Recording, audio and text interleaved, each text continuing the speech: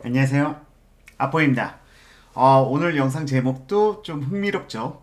1년 전 모두가 떨어진다고 예상하던 지역이 있었습니다. 그 지역에 대해서는 부동산 전문가들조차도 여기는 이제 좀 힘들어질 거다, 떨어질 것이다 라고 예측하는 사람들이 대세였고요. 그리고 거의 모든 사람들이 해당 지역은 부동산이 앞으로 위축기를 맞을 것이다, 근데 제가 수치 분석을 하다 보니까 어라, 이 지역은 그럴 지역이 아닌데 지금 거래량과 가격을 갖다가 함께 비교해 봤을 때 지금이 매수 적기다 라고 판단된 곳이 있었어요. 그리고 그 지역을 갖다가 제가 이 지역은 괜찮습니다, 지금 폭락하는 게 아닙니다, 지금이 바로 매수 타이밍입니다 하고 진행했던 방송이 있었어요. 그 방송을 진행하고 나서 좀 약간 의외의 방송이었죠. 부동산 전문가들조차도 해당 지역만큼은 좀 어려울 것이다, 그리고 언론사들에서 정말 공포팔이를 많이 했어요. 앞으로 여기는 폭락할 수밖에 없다, 입주 물량이 너무 많다, 입주 물량이 너무 많아서 여기는 하락할 수밖에 없다 라고 판단했는데, 저는 해당 지역을 지금이 매수 타이밍이다 하고 방송을 했었습니다. 자, 그 지역이 어디일까요? 자, 바로 동탄입니다. 너무 처음부터 모든 걸 다 오픈하고 지금 방송을 진행하는데요. 자, 일단 한번 화면을 디스플레이를 띄워보면서 말씀을 드릴게요. 이게 지금 제 아포유 영상 중에서 인기 영상 순으로 해서 쭉 올려놓은 거예요.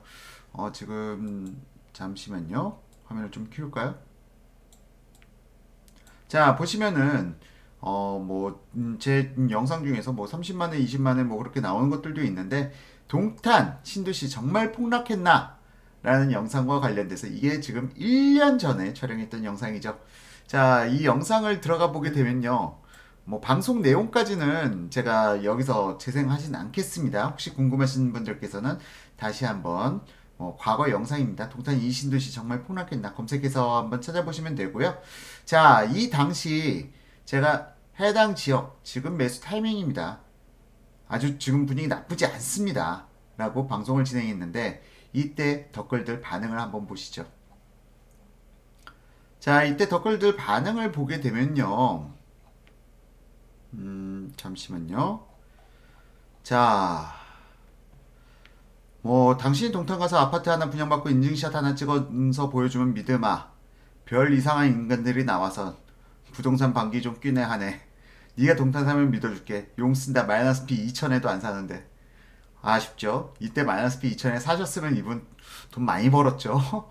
이거 저장해놓고 더도 말고 딱 6개월 이후에 봅시다. 그때 이 영상 사용해도 괜찮은지요? 꼭 좀 사용해 주십시오. 왜 사용 안 해주고 계신가요? 자, 참 입에 담을 수 없는 뭐 그런 말씀하시는 분들도 있고요. 대세를 어떻게 걸을 수 있나, 용 쓰지 말기를. 내가 올초 동탄 이 매도했는데 내 주변에 매도 안 했던 지인들 곧 한강 가기 직전이다. 글쎄요, 그 매도 안 했던 지인들 지금 한강 가 있을까요? 아니면 한강 가 있겠군요. 한강에서 요트 타고 계실지도 모를 일이죠. 자, 지금 뭐 선풀이 거의 없어요. 대부분이 악플이에요. 뭐 선풀 조금 있다고 하지만 거의 대부분 악플이 대부분이죠. 뭐 사기꾼 방송이네. 지금 뭐 뒤로 가니까 조금씩은 1년 뒤에도 저런 얘기 하나 보자. 자, 1년 뒤. 지금 바로 1년 뒤입니다. 자, 그럼 동탄 제가 해당 방송을 갖다 한 이후에 1년이 지났습니다. 자, 다시 한번 제일 위로 올라가서 보면은 해당 영상을 올린 게시일이 2017년 12월 3일이에요.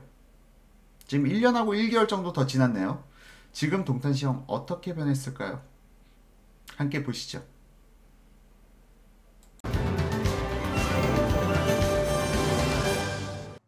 자, 먼저 지금 동탄을 소개해드리기 위해서 아포유 카페, 제가 지난번에 썼던 글을 갖다가 하나 올려드리려고 하는데요.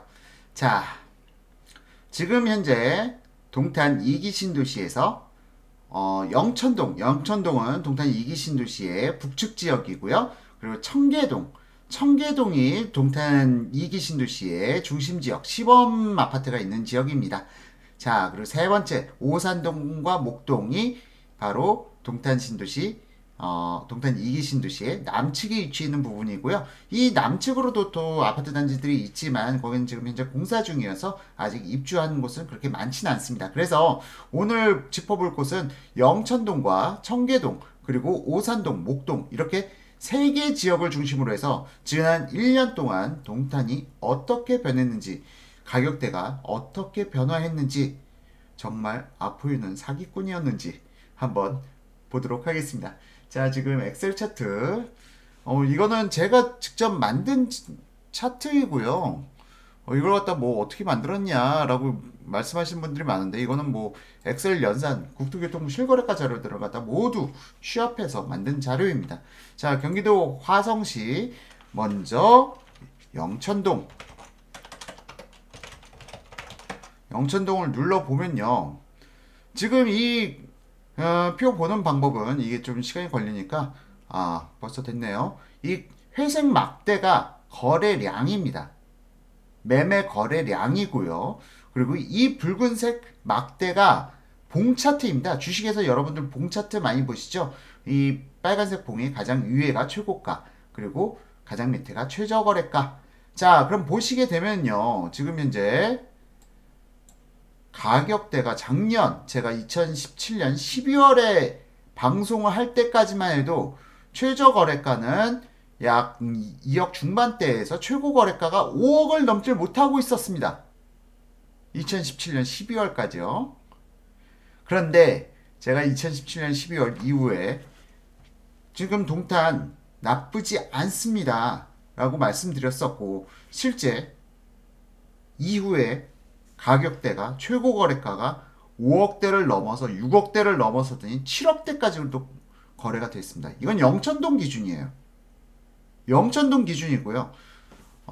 청계동으로 가볼까요?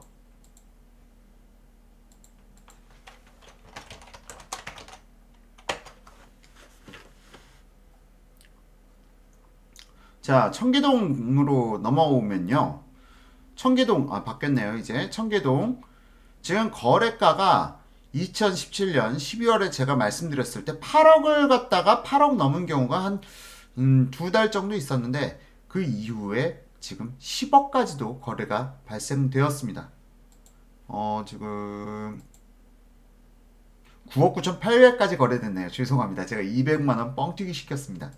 자, 지금 이런 상황을 봤을 때 또 2억이 더 상승했죠. 사람들이 다 동탄 2기 신도시 폭락할 것이다. 댓글들 다 보셨죠? 악플들. 가끔씩 많은 분들이 저한테 이래요. 왜 악플들을 갖다가 관리를 안 하시나요? 이럴 때를 대비해서 관리 안 합니다. 시간이 지나고 나서 전 자신이 있었거든요. 자, 그래. 누가 맞는지 보시죠. 라는 저도 그런 생각이 있어서 악플을 갖다가 관리를 하지 않았고요. 다만 최근부터는 좀 악플을 관리해 나가려고요.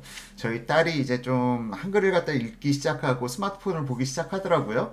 그래서 더 이상 악플을 갖다 그냥 방치해놨다가는 자녀 교육상 좋지 못할 것 같아가지고, 이제는 좀 저를 갖다 비꼬는 듯한 악플이라든가 뭐 좀 심한 악플은 좀 이제 좀 욕설이라든지 그런 악플들은 다 정리를 하고 있습니다. 이 부분은 양해 부탁드리고요.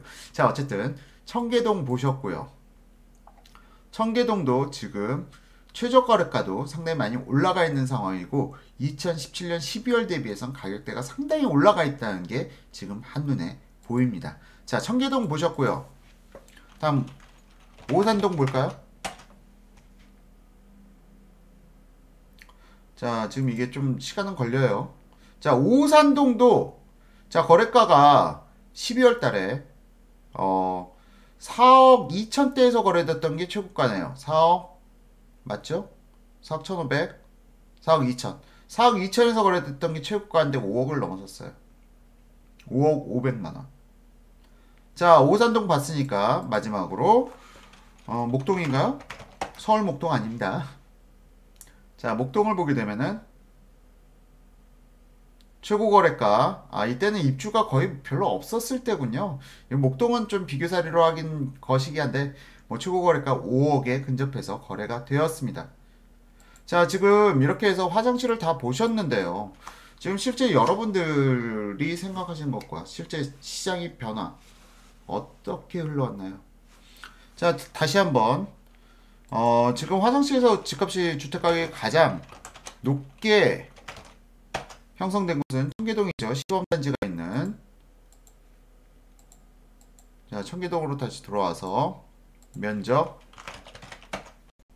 84 30평형대 전용면적 84스퀘어미터라고 하면 30평형대를 말하는 겁니다. 자, 지금 보시게 되면은 84스퀘어미터 지금 보이시죠? 2017년 12월 달에 6억 5,500 하던 것이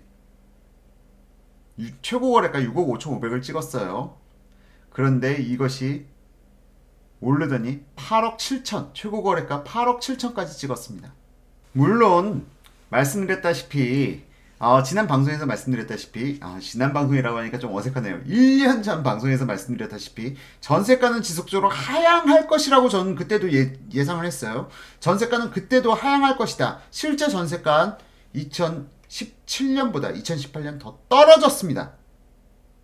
전세가는 실제로 더 떨어졌어요. 왜? 입주 물량이 많으니까. 그런데 매매가는 어떻게 됐죠? 전세가가 떨어진다고 매매가가 떨어지나요? 그거는 지방 이야기예요. 지방에서도 광역시들 말고 그냥 시 단위, 군 단위 그런 지역들은 전세가가 떨어지면 매매가 같이 떨어져요. 그러니까 커플링 현상이 상당히 강합니다. 하지만 도심권으로 갈수록 그리고 서울 경기 지역으로 갈수록 디커플링 현상이 훨씬 더 심해집니다. 그것은 왜 그러냐? 바로 부동산 언제 전세가가 떨어지는지 언제 전세가가 상승하는지 정보의 질이 실질적으로 도심권에 거주하는 사람들이 훨씬 더 많기 때문입니다. 전세가가 떨어지면 왜 떨어지는지 그 이유를 알기 때문이죠. 그런 부분에 있어서 실질적으로 도심권에서 거주하시는 분들과 같은 경우 매매 패턴을 갖다 좀 다르게 합니다. 오히려 전세가가 떨어질 때 매물을 거두는 거고요. 오히려 전세가가 상승할 때 매물을 내놓는 거죠. 자, 이런 방법을 통해서 자기만의 그 부동산 투자 노하우를 갖다가 구축하신 분들이 많아요. 그러니까 여기서 여러분들께서 앞으로 전세가 떨어질 거야. 입주 물량 많아. 전세가 떨어질 거야. 그런다고 해서 반드시 가격이 떨어지는 건 아닙니다. 일시적으로 오히려 이미 부동산에 대해서 어느 정도 공부가 돼 있으신 분들은요. 이런 시기에는 오히려 매물을 갖다가 안 내놔요. 왜? 떨어지는 시기인 걸 아니까. 그게 조절이 되는 게 부동산 투자자들이죠. 근데 실수요자들은 이걸 몰라요. 우선 당장 집값이 하락하고 상승하고 전세가 하락하고 상승하고 그거에 너무 집착하고 연연해해요. 제일 제가 가슴 아픈 분들이 1가구 1주택자들이 앞으로 집값 떨어질 거라고 자기가 살고 있는 집 팔고 전세 사시는 분들, 그런 분들은 정말 제가 안타깝습니다. 정말 너무 안타까운 분들이 정말 1주택자 분들이고요. 다주택자들은 지금도 저한테 전화를 해요. 아포이님 저 지금 어디 투자하려고 그러는데 더 사도 될까요? 물론 저는 투자자분들한테나 항상 방송에서 말씀드리다시피 일관적이에요. 이제는 좀 리스크 관리 좀 하시죠 라고 얘기를 해요. 저한테 투자 문의하시면 저한테는 좋은 얘기 못 들어요. 그런데 실수요자분들이 저한테 매수를 갖다가 지금 사도 될까요? 라고 물어보신다면 전 거의 대부분 지금 타이밍 나쁘지 않습니다. 괜찮습니다. 하고 저는 말씀을 드려요. 지금 저는 투자자분들을 위한 방송이 아니에요. 이 방송은 투자자들이 어떻게 부동산 시장을 바라보는지 초보자분들한테 알려드리는 강의입니다. 시장을 보는 법을 갖다가 지금 투자자분들한테 알려드리는 게 아니라 저는 실수요자분들한테 알려드리는 방송이에요. 그리고 실수요자분들은 항상 여론에 휩쓸려요. 자, 잠시만요. 화면 좀 다시 돌려놓고요. 자, 가장 안타까운 게 이거예요. 부자들은 알아요. 부자들은 대중이 가는 길을 가지 않습니다. 대중과 가는 방향과 역방향으로 가요. 그게 부자들이 가는 길이에요. 오히려 잘 모르고 부동산에 대해서 깊이 있게 공부를 해보지 않고 그리고 잘 모르시는 분들이 대중들이 우왕좌왕하는 거에 같이 휩쓸려 가지고 흔들려 다닙니다. 내가 뭔가를 판단하려고 하지 않아요. 다른 사람들은 어떻게 생각하나, 다른 사람들의 눈치를 봐요. 자, 바로 이 영상을 갖다 지금 촬영한 이유가 바로 이겁니다. 지난 방송에서 저희 악플만 봤던 분들은 어떻게 행동했을까요? 동탄의 집을 팔았을까요? 그때 파신 분들은 지금 땅을 치고 후회하고 계시겠죠. 반면 그때 주택을 사신 분들은요. 자, 주택이 제가 지속적으로 뭐 폭등론자다 뭐 그런 평가를 많이 받는데요. 지금은 사실상 많은 분들이 뭐 거시경제 얘기를 하세요. 거시경제 얘기, 뭐 앞으로 금리 이야기, 뭐 통화량 이야기, 뭐 국채 이야기, 뭐 많은 이야기를 하시는데요. 제가 조만간 일본 얘기는 하나 방송 찍어 드릴게요. 저는 지금 현재 집중해야 될 곳은 내수 시장입니다. 이 내수 시장이라고 말씀드린 건 뭐냐면요. 이미 우리나라에 매도가 가능한 물량은 너무나도 한정적이다. 다주택자들의 물건을 갖다 싹 다 임대사업자, 그것도 장기 임대사업자로 묶어버렸죠. 그러면 이제 임대사업자로 등록하지 않은 다주택자 외에는 주택을 매도할 물량이 나올 수가 없는 거예요. 자, 이제 주택을 팔려면요. 1주택자들이 주택을 팔아야 되는 거예요. 1주택자들이 집을 팔면 어떻게 되죠? 어디 가서 살아야죠? 전세 살아야죠. 자, 이런 물량들밖에 안 남아있는 거예요. 거의 시장에. 자, 매수가 그러니까 이게 매수가 줄어들었어요. 지금 많이 줄어들었어요. 근데 매물도 같이 줄어들었기 때문에 매도세가 더 줄어들었기 때문에 지금도 폭등단지가 나오는 겁니다. 이 거래량이 폭감한 상황에서도 지금도 신고가 단지가 나오는 거예요. 12월 달에도요. 자, 이 상황을 갖다가 뭐 금리를 얘기하고 뭐 통화량을 이야기하고 거시경제를 이야기하고 그럴 필요가 없어요. 지금은.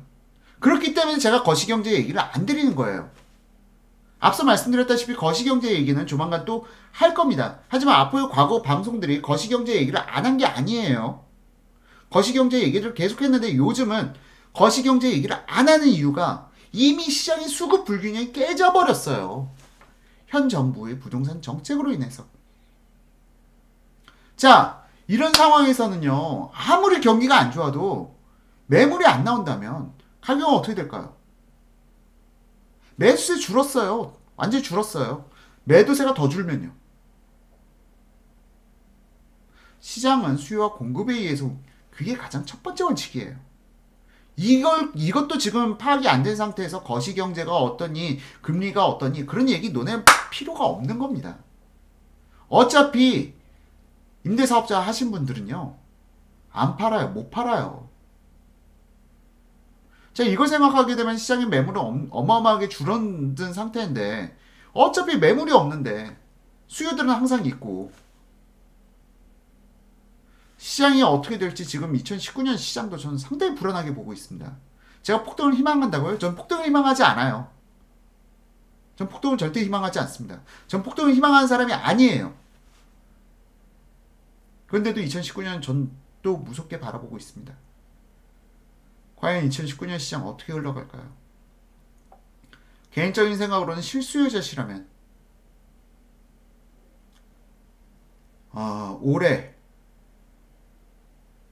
1, 2, 3, 4월달 이때가 바닥일 가능성이 높습니다.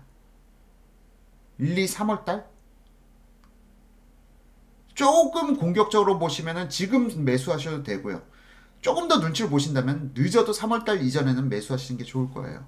그 이후로는 또 한 번 기회를 놓칠 가능성이 전 높다라고 생각하고 있습니다.